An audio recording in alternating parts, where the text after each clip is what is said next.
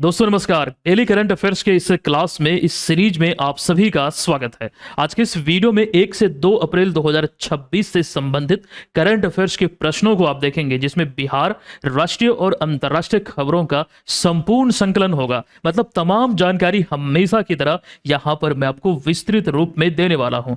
चलिए सेशन की शुरुआत करते हैं। पिछले क्लास में एक प्रश्न हमने आपसे पूछा था कि कौन सा राज्य भारत में समान नागरिक संहिता यानी कि यूसीसी अर्थात यूनिफॉर्म सिविल कोड लागू करने वाला दूसरा राज्य बना है। इस प्रश्न का राइट आंसर है विकल्प नंबर बी, यानी कि गुजरात बना है। अच्छा, अभी हाल ही में गुजरात विधानसभा में यह समान नागरिक संहिता विधेयक पारित हुआ 24 मार्च 2026 को, और ऐसे में ये ध्यान रखिएगा इसको लागू करने वाला दूसरा राज्य गुजरात बना है। पहला उत्तराखंड था। 27 जनवरी 2025 को उत्तराखंड के 12वें मुख्यमंत्री पुष्कर सिंह धामी, हालांकि इस समय भी उत्तराखंड के मुख्यमंत्री पुष्कर सिंह धामी हैं, इन्हीं के नेतृत्व में यहां पर एक प्रकार से बोल सकते लागू किया गया था। इतनी सारी चीजें पिछले क्लास में हमने आपको बतलाया था। दोस्तों, डेली करंट अफेयर्स की जो सीरीज है वो आपकी एग्जाम में आपको काफी मदद करेगा। अगर आप पहली बार हमसे जुड़े हैं तो एक समय निर्धारित कीजिए, प्रत्येक दिन क्लास को फॉलो कीजिए। निश्चित तौर पर 5 से 10 दिन में ही आपको फर्क दिखने लगेगा कि आपकी तैयारी बेहतर हो रही है और कॉन्फिडेंस जो है वो एकदम बिल्ड हो रहा है। चलिए पहले इस क्लास को ही देख लीजिए, आप यहां से अपने आप समझ पाएंगे कि किस प्रकार हम चीजें आपको बतलाते हैं, क्या ये आपके लिए उपयोगी होंगे, वो चीजें स्वतः आप समझ पाएंगे। अच्छा, उत्तराखंड में जब ये लागू हुआ है तो वो सारी चीजें मे भी अभी आपको ये नहीं दिख रहा होगा, बहुत छोटा छोटा है, जगह के अभाव के कारण यहां पर इसको हमने इस तरह से रखा, लेकिन पीडीएफ में ये चीजें आपको क्रिस्टल क्लियर दिखेगी। चलिए फिलहाल तो ये पिछले वीडियो का प्रश्न था, लेकिन फिलहाल एक जानकारी हम आपको ये भी दे दें आज की प्रश्नों की शुरुआत करने से पहले। कल वाला जो क्लास था 1 अप्रैल वाला, वहां पर हमने फरवरी 2026 से संबंधित, अच्छा फरवरी नहीं बल्कि मार्च अभी समाप्त हुआ है, तो मार्च महीने से संबंधित जो बिहार स्पेशल करंट अफेयर्स के प्रश्न हैं उसको डिटेल में हमने आपको बतलाया है। इससे पहले फरवरी और इससे पहले जनवरी 2026 का, और उससे पहले अगर देखेंगे तो 2025 का कंप्लीट कवरेज, 2024 का, 23 का, 22 का, ये सभी आपको हमने एप्लीकेशन पे उपलब्ध कराया है विथ टेस्ट सीरीज, विथ इसका जो मंथली पीडीएफ है। दो पीडीएफ प्रत्येक मंथ का मिलता है, और अभी इसका भी आपको 2 पीडीएफ मिल चुका है। और ये वाला जो पीडीएफ है ये आप प्रिंट कर सकते हैं, मतलब ये प्रिंटेबल फॉर्म में है, 66 पेज हैं, पूरे महीने का कंप्लीट कवरेज इसमें है। और अगर आप BM online learning application download किए हुए हैं तो करंट अफेयर्स का विजेता बैच से इसको जरूर डाउनलोड कर लीजिएगा, है ना। चलिए सेशन की शुरुआत करते हैं अब यहाँ पर पहले प्रश्न से। ये कथन वाले प्रश्न है, बहुत सोचने पर इस तरह के प्रश्न आपको मजबूर करेंगे, लेकिन प्रैक्टिस कीजिए तभी आप बेहतर हो पाएंगे।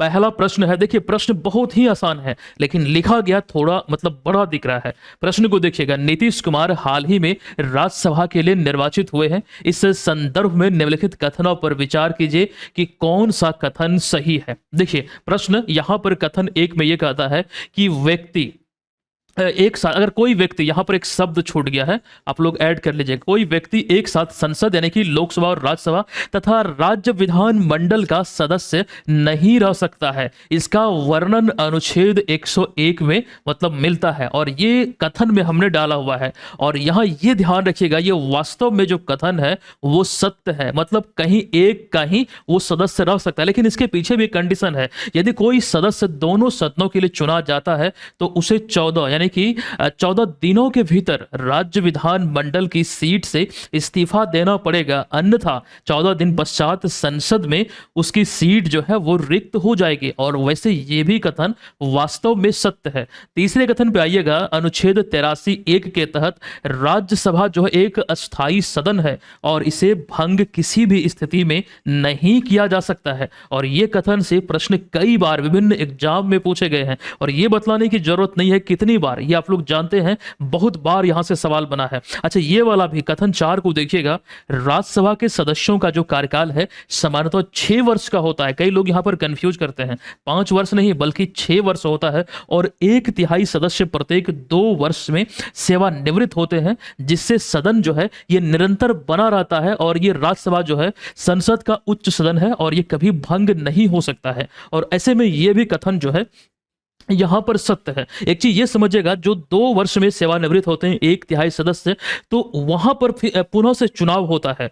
मतलब यहाँ जो जितने लोग सेवानिवृत्त होते हैं चुनाव के बाद, फिर वो सारे लोग नियुक्त होते हैं, मतलब जो भी इसके सदस्य होते हैं, और ऐसे ये प्रक्रिया निरंतर चलती रहती है। आई होप इसको आप समझ रहे हैं। और ये चारों के चारों जो कथन यहाँ पर आपको देखने को मिला है, अपने आप में सभी एक एक प्रश्न है। और इन दिनों अगर बात करें नीतीश कुमार को लेकर, ये सारे प्रश्न में जो पॉइंट हमने आपके बीच रखा है, वास्तव में एग्जाम में सवाल देखने को आपको मिल सकता है। तैयार रहिएगा, जो चीजें यहाँ पर हमने आपको बतलाया है। अच्छा, इसका राइट आंसर है विकल्प नंबर डी, सभी कथन यहाँ पर सत्य है। नीतीश कुमार की बात हो रही है तो 10वीं बार अभी हाल ही में 2025 नवंबर में इन्होंने बतौर मुख्यमंत्री के रूप में शपथ ग्रहण किया था, मतलब शपथ लिए थे। और वो मतलब देखिए, पहली बार वर्ष 2000 में मुख्यमंत्री बने और ये सिलसिला जारी रहा। 2025 में 10वीं बार मुख्यमंत्री के रूप में शपथ लिए थे, है ना। ये चीज आप लोग जानते हैं। और बतौर मुख्यमंत्री सबसे अधिक बार झंडा फहराने का जो रिकॉर्ड है, आई थिंक 20 बार का रिकॉर्ड वो नीतीश कुमार के नाम है।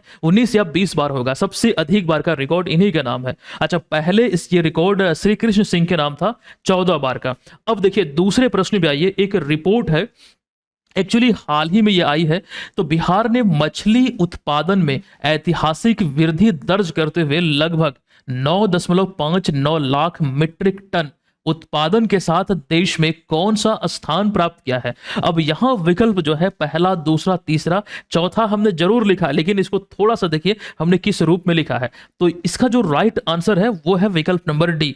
यहां आपको यह पता चलता है कि आंध्र प्रदेश जो है वो पहले स्थान पर है, पश्चिम बंगाल ये द्वितीय स्थान पर है, और कर्नाटक ये तृतीय स्थान पर है, और चतुर्थ स्थान पर कौन है, तो आप जानते हैं चतुर्थ स्थान पर अपना बिहार है ना। तो ये यही तो सवाल यहाँ था, ये एकदम आपको ध्यान रखना है। रैंकिंग मतलब या फिर किसी इस तरह का जो प्रश्न होते हैं एग्जाम में बनते हैं, मतलब राज्य की स्थिति को लेकर। अभी एक रिपोर्ट ये भी आई थी, विश्व स्तर पर मछली उत्पादन में अगर आप देखेंगे, ऐसे तो चाइना का इसमें दबदबा है, लेकिन भारत जो है अब दूसरे स्थान पर पहुंच चुका है। और वो चीजें इसमें हमने अच्छे से आपको बतलाया था। वैश्विक उत्पादन में अगर आप देखेंगे तो भारत दूसरे स्थान पर रहते हुए लगभग 8% इसमें योगदान देता है, लेकिन चाइना प्रथम स्थान पर जरूर है। लेकिन यह भी ध्यान रखिए, ये बहुत अधिक इसकी हिस्सेदारी है, मतलब भागीदारी बोल लीजिए, लगभग 36% है। और इस रिपोर्ट को लेकर ये चीजें ध्यान आप लोग रखिएगा, है ना। अब यहां पर और भी कुछ पॉइंट है, ये चीजें हम आपको बतला चुके हैं। फिलहाल आगे आइए, बात अगर करें बिहार की राजकीय मछली की, तो बिहार की राजकीय मछली क्या है आप लोग जानते हैं, देशी मांगुर है। यहां इस वाले पॉइंट को देखिएगा। अच्छा, इस स्लाइड में एक नया अपडेट आपके लिए है। रिसेंटली बिहार के 43वें राज्यपाल कौन बने हैं, तो पूर्व लेफ्टिनेंट जनरल सैयद अता हसनैन। और उन्होंने किनका स्थान लिया है, चलिए ये चीजें आपको मालूम होनी चाहिए। और प्लस यहां पर एक बात और, बिहार का अभी हाल ही में 22 मार्च को 114वां स्थापना दिवस मनाया गया है। और इस वर्ष का थीम है उन्नत बिहार, उज्जवल बिहार। और बिहार से संबंधित ये सारी चीजें आपको याद होनी चाहिए, सवाल यहां से एग्जाम में बन सकता है। दोस्तों, यहां पर मछली की बात हुई है, एक पॉइंट मेरे ध्यान में था, हम यहां पर आपको ये बतला दें, नीली क्रांति, आपसे एग्जाम में अगर सवाल पूछा जाता है कि ब्लू रेवोल्यूशन का संबंध किससे है, तो मत्स्य पालन या फिर मछली उत्पादन बोल लीजिए। और ये वो सारी क्रांति है, वो सारी रेवोल्यूशन है जहां से आपके एग्जाम में प्रश्न आपको बारंबार देखने को मिले हैं। इसका स्क्रीनशॉट लेना चाहें तो इसको जरूर, इसका स्क्रीनशॉट आप ले सकते हैं, है ना। स्क्रीनशॉट ले लीजिए। फिलहाल हम यहां पर चलेंगे अगले सवाल पर। तीसरा सवाल जो कि वास्तव में काफी इंपॉर्टेंट है, 52वां G7 शिखर सम्मेलन 2026 का जो आयोजन है, ये कब और कहां किया जाएगा, और भारत की स्थिति इसमें क्या है। देखिएगा, अगर हम इसके आयोजन की बात करते हैं तो ये आयोजन जो है ये एवियन लेस बेंस में किया जाएगा 15 से 17 जून 2026 को। और भारत जो है ये आमंत्रित साझेदार देश है। विकल्प नंबर बी इस प्रश्न का राइट आंसर होगा। दोस्तों, इस प्रश्न में बहुत ऐसी चीजें हैं जो आपको याद रखना पड़ेगा हर हाल में, और एक एक करके आइए सभी पॉइंट को हम देखते हैं। सबसे पहले वो पॉइंट जो आयोजन को लेकर है, कौन सा संस्करण है, तो 52वां संस्करण है, कहां पर आयोजित होगा, एवियन लेस बेंस। अच्छा, ये जो शहर है एक्चुअली ये फ्रांस में, हमने लिखा भी, अच्छा यहां पे देखिए, ये फ्रांस का एक शहर है, यहां पर आयोजित होगा। और दूसरी बार है जब यह शहर G7 शिखर सम्मेलन की मेजबानी करेगा। इससे पहले 2003 में 29वें G8 शिखर सम्मेलन की मेजबानी किया था। अब यहां पर एक कंफ्यूजन वाली बात है, अब कैसे वो है, अब यहां हम G7 बोल रहे हैं, फिर G8 बोल रहे हैं, तो ध्यान दीजिए ये ईस्वी आपको ध्यान रखना पड़ेगा। 2003 में हम इसे G8 कहते थे। G8 इसलिए कहा गया, अभी देखिएगा इस वाले पॉइंट को, G7 की जो स्थापना हुई थी ये 1975 में हुई थी। संस्थापक सदस्य देशों में actually America, Japan, Germany, France, Britain, Italy और कनाडा, ये 7 देश इसमें आपको देखने को मिलेगा। और इसकी उद्देश्य की बात करें तो विश्व की प्रमुख औद्योगिक अर्थव्यवस्थाओं के नेताओं को आर्थिक नीतियों और वैश्विक मुद्दों पर चर्चा करने का एक मंच ये प्रदान करता है वैश्विक स्तर पर। और सभी इसमें अगर आप देखेंगे प्रमुख औद्योगिक अर्थव्यवस्था वाले देश हैं, मतलब वो सारे देश इसके मेंबर हैं। तो 7 देश संस्थापक में है, 1975 में अस्तित्व में आया। अब इस पॉइंट को हम रिलेट करते हैं, देखिएगा 1997 में रशिया जो है ये G7 में शामिल होता है, तो जिसके बाद इस समूह का नाम बदलकर हो गया G8। कब? 1997 में, 1997 में। स्थापना 1975 में हुई थी, 1975 में, और 1997 में इसमें रशिया शामिल हुआ। लेकिन दोस्तों 2014 में रशिया को यूक्रेन विवाद के कारण बाहर कर दिया गया इस समूह से, और यह समूह पुनः से G7 हो गया। अब यहां पर मामला इसको समझिएगा, रशिया का जो यूक्रेन पर हस्तक्षेप था, एक्चुअली यहां एक जगह क्रीमिया, यहां देखिए हमने लिखा भी है, एक जगह लिखा, हमने इसकी चर्चा किया था। हाँ, 2014 में यूक्रेन के क्रीमिया क्षेत्र पर अधिग्रहण के कारण मतलब समूह से निलंबित कर दिया गया रशिया को 1997 में। आप यहां पर देख सकते हैं यही वो क्षेत्र है जिस पर अधिग्रहण को लेकर एक प्रकार से मतलब यहां शासन व्यवस्था लागू करना या फिर इस पर अधिकार जमाना चाहता था।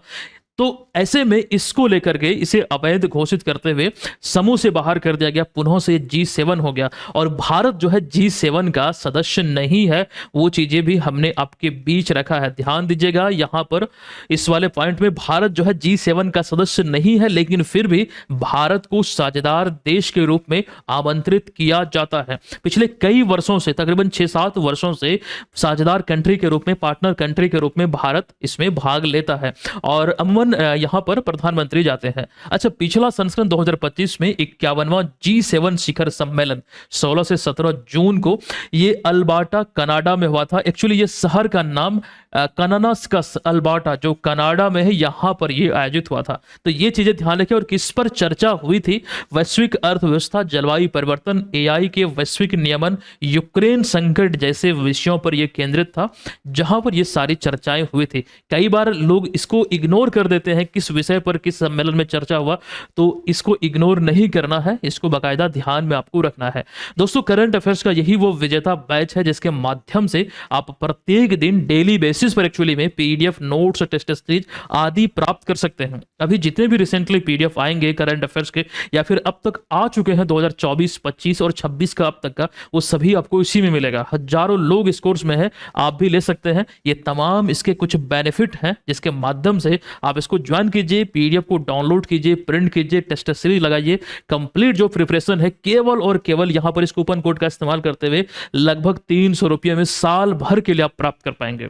मतलब एक स्ट्रक्चर वे में आपकी तैयारी होगी, और वो जिम्मेदारी हमारी होगी। कोई भी शिकायत है, कोई भी समाधान चाहिए, हमारा हेल्पलाइन नंबर पे एनी टाइम कभी भी आप 11 बजे सुबह से लेकर 11 बजे रात्रि तक संपर्क कर सकते हैं। चलिए, अगला सवाल है 2026 में जहान ए खुसरो महोत्सव कहां और कब आयोजित किया गया, इसका उद्देश्य क्या है? देखिए, जहान ए खुसरो महोत्सव की बात करें तो इस प्रश्न का जो राइट आंसर है वो है विकल्प नंबर ए, यानी कि नई दिल्ली पुराना किला। यहां पर आयोजित हुआ 27 से 29 जून 2026 को, और ये सूफी संगीत और कविता का एक प्रकार से उत्सव था, या फिर महोत्सव भी बोल लीजिए। तो विकल्प नंबर ए यहां पर इस प्रश्न का राइट आंसर है। अच्छा, आप लोग जानते हैं कोई भी महोत्सव हो इंपॉर्टेंट होते हैं एग्जाम की पॉइंट ऑफ व्यू से, आपको याद रखना चाहिए। अभी रिसेंटली BPSC एग्जाम में थावे महोत्सव को लेकर प्रश्न बना था, और ये थावे महोत्सव बिहार के गोपालगंज से संबंधित है।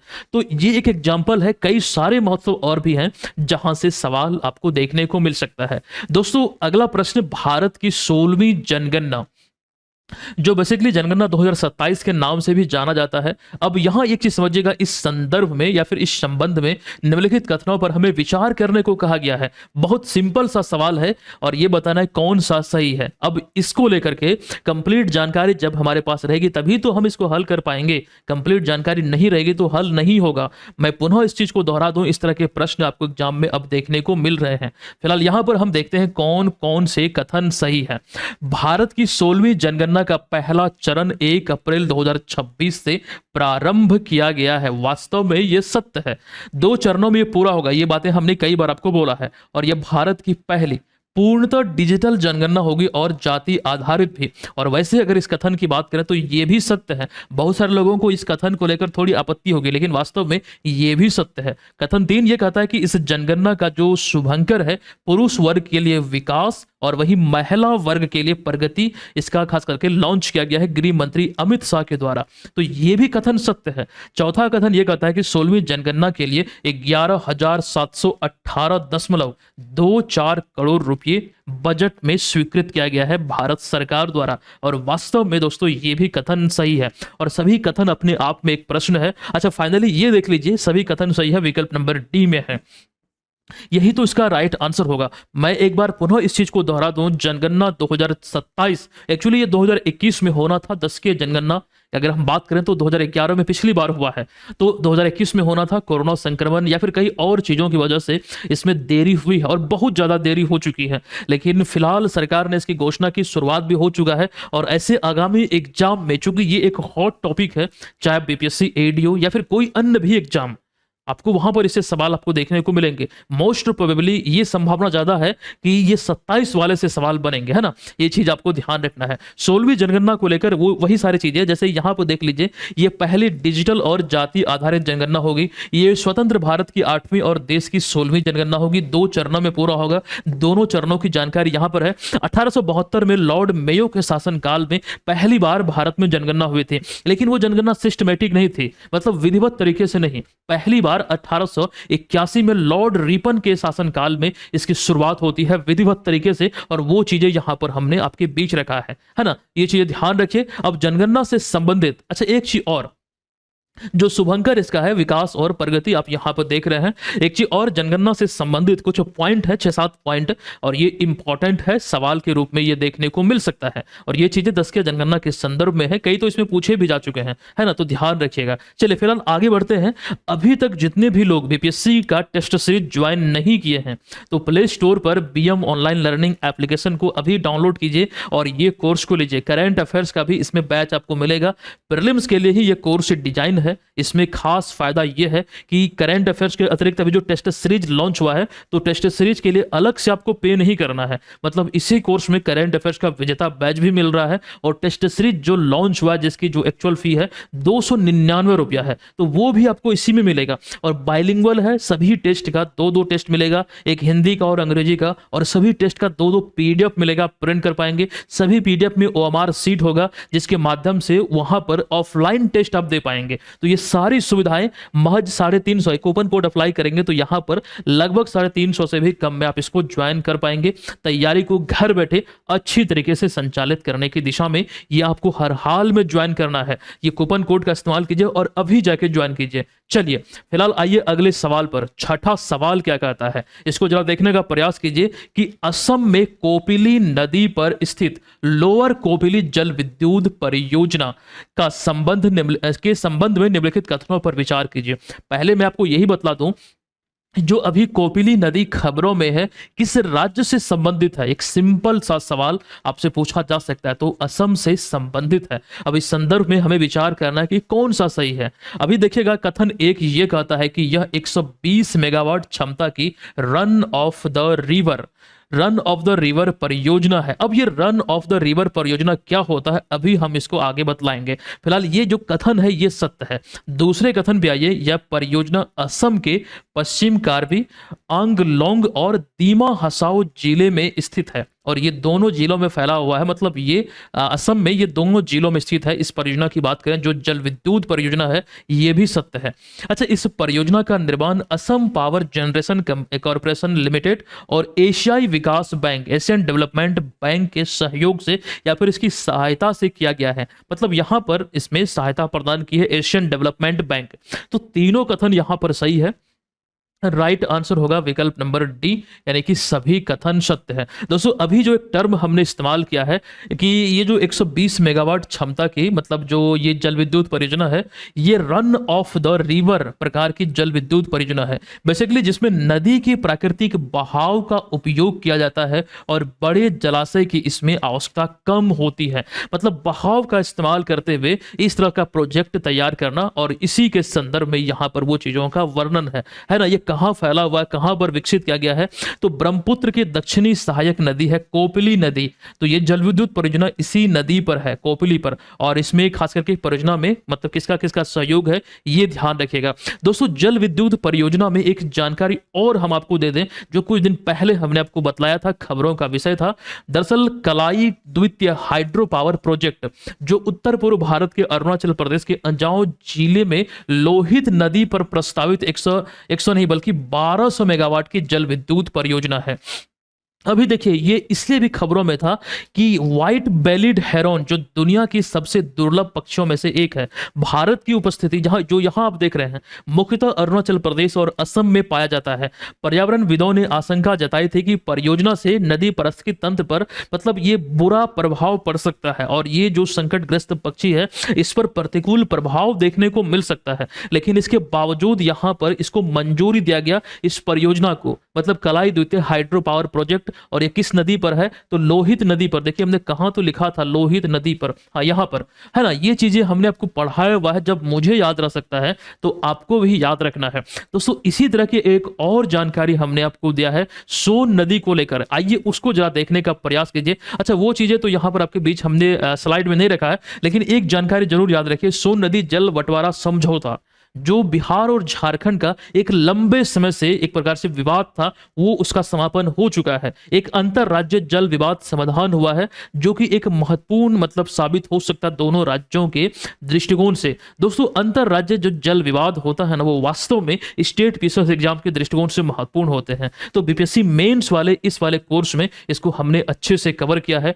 पटना मेट्रो परियोजना आदि को, सभी चीजों को हमने इसमें कवर किया है। और ये चीजें हम आपको इसलिए बतला रहे हैं कि अगर आप मेंस को लेकर टारगेट कर रहे हैं तो इसको आप जरूर देखने का प्रयास कीजिएगा, है ना। चलिए फिलहाल आइए अगले सवाल पर कि 2028 विश्व इंडोर एथलेटिक्स चैंपियनशिप के संदर्भ में या फिर संबंध में निम्नलिखित कथनों पर विचार कीजिए कि कौन सा कथन सही है। और ये प्रश्न को भी आप मान लीजिए एक वीवीआई प्रश्न है। देखिए, कथन एक यह कहता है कि यह प्रतियोगिता भुवनेश्वर उड़ीसा के कलिंगा इंडोर एथलेटिक्स स्टेडियम में आयोजित किया जाएगा। मतलब कब, 2028 में। यह कथन सत्य है। अगला कि भारत की मेजबानी में पहली बार यह विश्व इंडोर एथलेटिक्स प्रतियोगिता आयोजित होगी। भारत में पहली बार आयोजित होगा उड़ीसा में, यहां भुवनेश्वर में जो कलिंगा इंडोर एथलेटिक्स स्टेडियम है इसमें। तो यह भी सत्य है। और इस मेजबानी की घोषणा पोलैंड में आयोजित विश्व एथलेटिक्स परिषद की बैठक में की गई है। तो वास्तव में यह कथन भी सत्य है। अच्छा, यह प्रतियोगिता का जो आयोजन है 2027 में किया जाएगा। देखिए, यहां पर तो हमने लिखा था 2028, तो लल्लन टॉप सा यह कथन था। ऐसे यह कथन जो है यहां पर गलत हो जाएगा, मतलब ये वाला जो है वो गलत है। तो यहां 1, 2 और 3, ये 3 कथन सही है। तो इसका राइट कौन सा आंसर होगा, विकल्प नंबर सी हो जाएगा, है ना। ये विकल्प नंबर सी इस प्रश्न का राइट आंसर होगा। और वही सारी चीजें हैं, कब आयोजित होंगी, तो 3 से 5 मार्च 2028 को उड़ीसा की राजधानी भुवनेश्वर के कलिंगा इंडोर स्टेडियम में पहली बार होगा, जब भारत इसकी मेजबानी करेगा। घोषणा कहां पर हुई, वो चीजें हमने आपको बतलाया। और ये जो आयोजन है 2036 ओलंपिक खेलों की मेजबानी के लिए भारत की दावेदारी को और भी मजबूत करेगा। जो 2036 का ओलंपिक खेल है, एक्चुअली इसको समझिएगा, ये इसको लेकर के जो भारत की तरफ से आधिकारिक प्रविष्टि के रूप में देखा जाता है। जो मजबूत दावेदार शहर है वो अहमदाबाद है गुजरात का। तो ये अगर आयोजन सफलतापूर्वक यहाँ पर होती है, या फिर एक प्रकार से आप ये बोल लीजिए कि ये जो आयोजन की हम बात कर रहे हैं अच्छे सुचारू ढंग से 2028 में संचालित होती है, तो ये प्रबल संभावना बनती है कि अहमदाबाद में ओलंपिक हमें 2036 में देखने को मिल सकता है। तो ये कहीं ना कहीं ये तमाम चीजों को आप ध्यान रखिएगा। अगले सवाल पर आइए कि निम्न में से किन्हें यूनाइटेड किंगडम यानी कि यूके अर्थात ब्रिटेन में भारत का अगला उच्चायुक्त नियुक्त किया गया है। दोस्तों इसका नाम है पेरियासामी कुमारन। विकल्प नंबर डी इसका राइट आंसर है। अब एक चीज समझने का प्रयास कीजिए, कई बार हम प्रश्न में आपको बोलते हैं उच्चायुक्त और कई बार हम बोलते हैं राजदूत। आज हम पुनः से इस चीज को समझेंगे कि हम किसको मतलब किस देश में, अच्छा आइए पहले हम यहां पर आपको दिखला दें वो सारी चीजें यहां पर हमने वर्णन किया है। तो किनको हम राजदूत किस स्थिति में प्रयोग मतलब बोलेंगे और कब हम उच्चायुक्त शब्द का प्रयोग करेंगे, ये चीजें दिमाग में तो जरूर आती होगी। वास्तव में दोनों मिलते जुलते हैं, लेकिन इसको समझने का एक प्रयास कीजिएगा। अगर देश कॉमनवेल्थ में है वैसी स्थिति में उच्चायुक्त शब्द का हम प्रयोग करेंगे। अगर कॉमनवेल्थ में नहीं है मतलब राष्ट्रमंडल में नहीं है तो राजदूत शब्द का प्रयोग करेंगे। चलिए इसको हम समझने का प्रयास करते हैं। एक अच्छा एक सेकंड पहले मैं इसको देख लूं। अभी जो हाल ही में इनकी नियुक्ति हुई है उच्चायुक्त के रूप में, इन्होंने लंदन में विक्रम दोराईस्वामी का स्थान लिया है। तो ये चीज ध्यान रखिए, तस्वीर में आप देख सकते हैं। दोस्तों अब हम बात करते हैं, अच्छा वर्ल्ड मैप में देख लीजिए। तो वर्ल्ड मैप में ये जो स्थिति आप देख रहे हैं, जितना ब्लू जोन आपको दिख रहा है मतलब ये देशों की स्थिति एक्चुअली आप देख रहे हैं, ये सभी राष्ट्रमंडल देश हैं।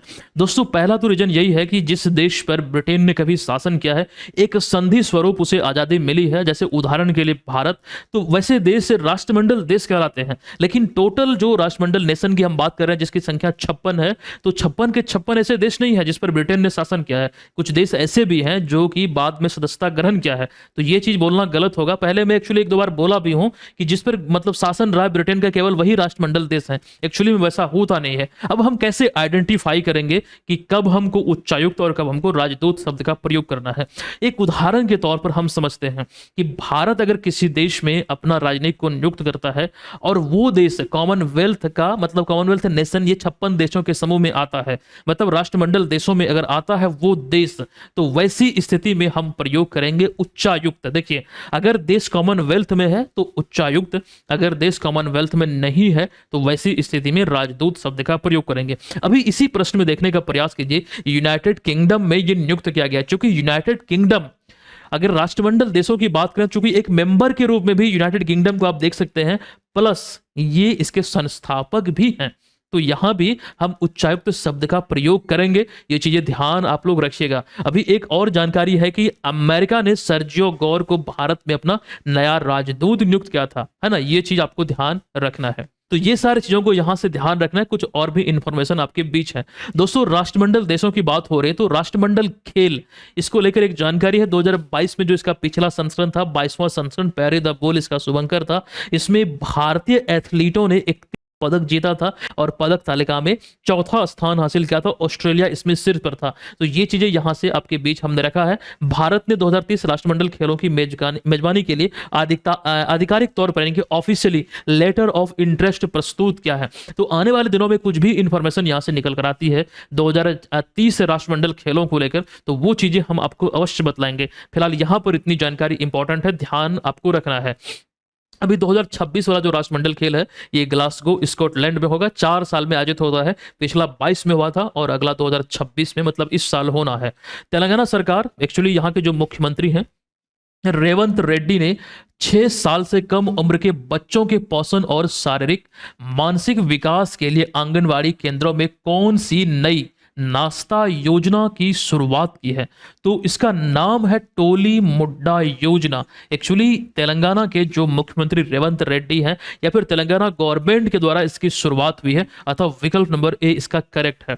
अगला सवाल है 27 मार्च 2026 को नेपाल के नए प्रधानमंत्री के रूप में शपथ लेने वाले बालेन शाह जिन्होंने केपी शर्मा ओली को हराया है, इस संबंध में कौन सा कथन सही है। बालेन शाह को आप यहां पर देख रहे हैं। देखिए विकल्प आपको ज्यादा बड़ा दिख रहा है रहा है, लेकिन इसमें ध्यान रखिए नेपाल के 40वें प्रधानमंत्री बने हैं। इससे पहले वे काठमांडू महानगर के मेयर रह चुके हैं। ये वाला कथन वास्तव में यहां पर सत्य है। विकल्प नंबर बी। एक और प्रश्न नेपाल से ही संबंधित है। ये नई नई सरकार में मतलब आए हैं, मतलब इनकी सरकार अभी बनी है, पहली बार ये प्रधानमंत्री बने हैं, कई सारे ऐसी घोषणाएं लगातार हो रही है और ये चीजें आपको ध्यान रखनी चाहिए। उसी दौरान एक प्रश्न यहां घोषणा से ही संबंधित है कि नेपाल सरकार द्वारा शिक्षा नीति में किए गए सुधारों के अंतर्गत किस कक्षा तक के विद्यार्थियों के लिए पारंपरिक लिखित परीक्षाओं को समाप्त करने का निर्णय लिया गया है। तो ऐसे में कक्षा 5 तक जो पारंपरिक रूप से परीक्षाएं होती थी, लिखित परीक्षाएं, उसे कक्षा 5 तक समाप्त किया गया है। मतलब ये अनिवार्यता जो है वो रद्द किया गया है। तो विकल्प नंबर बी यहां पर सत्य है। उसके बाद एक और प्रश्न है, निम्नलिखित विकल्पों में दिए गए कथन में से कौन सा सत्य है?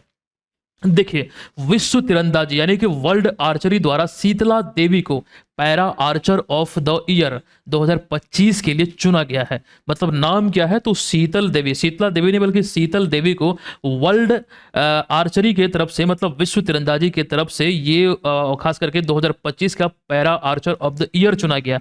तो ये बिल्कुल सत्य है। 19 साल की है शीतल देवी, जो जम्मू कश्मीर की रहने वाली है। ये भी सत्य है दोस्तों। वो बिना हाथों के यानी कि आर्मलेस, ये दुनिया की पहली और एकमात्र पैरा तीरंदाज या फिर महिला पैरा तीरंदाज हैं जिन्होंने विश्व चैंपियनशिप में पदक और पैरालंपिक में मेडल यानी कि पदक जीतकर इतिहास रचा है। मतलब यहां पर ये तीनों के तीनों जो कथन है वो बिल्कुल सत्य है। ये ध्यान रखिएगा, नाम पूछा जा सकता है कि ये किन्हें मिला है, कहाँ की रहने वाली है, और ये उपलब्धि जो है ये केवल इन्हीं के नाम पर है। तो ये चीजें यहां से इंपॉर्टेंट है।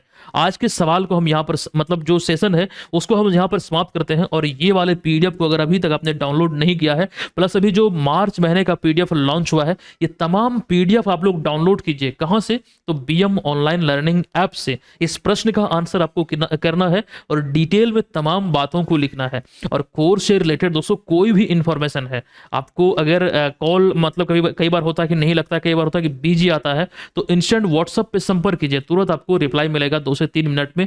और एप्लीकेशन पे भी चैट वाला फीचर है, वहां से भी हमारे टीम से आप कॉन्टैक्ट कर सकते हैं। तो ये चीज़ ध्यान रखिए, कोर्स आपको लेना है। अभी टेस्ट सीरीज को लेकर जो जानकारी हमने दिया है, वाकई में ये एक नॉमिनल सा चार्ज पर बहुत सारी चीज़ें हम आपको प्रदान कर रहे हैं, आपकी तैयारी में 4 चांद लगा देगा, है ना। हम मिलते हैं आपसे नेक्स्ट क्लास में। ये आपको कैसा लगा कृपया कमेंट बॉक्स में जरूर बताइएगा। मिलते हैं नेक्स्ट क्लास में, तब तक के लिए धन्यवाद। जय हिंद।